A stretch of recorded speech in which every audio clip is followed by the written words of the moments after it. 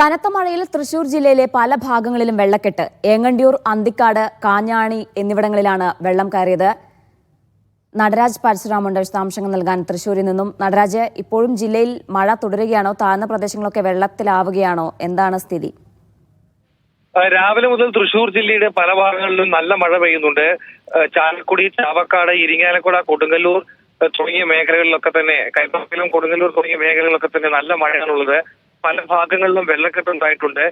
പ്രത്യേകിച്ച് ദൃശ്യങ്ങളിൽ കാണുന്ന പോലെ ചേറ്റുവ ഭാഗം, അതുപോലെ തന്നെ തൃശൂർ ഏങ്ങണ്ടൂർ ഭാഗം, കൈപ്പമംഗലം തുടങ്ങിയ സ്ഥലങ്ങളിലൊക്കെ തന്നെ പല വീടുകളിലും വെള്ളം കയറിയിട്ടുണ്ട്. പല ഭാഗങ്ങളിലും വെള്ളക്കെട്ടുണ്ടായിട്ടുണ്ട്.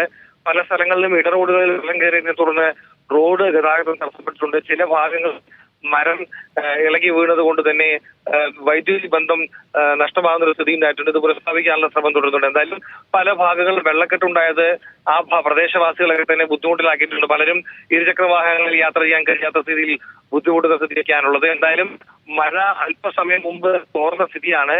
ഉച്ചയ്ക്ക് ശേഷം വീണ്ടും മഴ പെയ്യുകയാണെങ്കിൽ കൂടുതൽ സ്ഥലങ്ങളിൽ വെള്ളക്കെട്ടുണ്ടാവാനുള്ള സാധ്യതയും. ശരി നടരാജ്.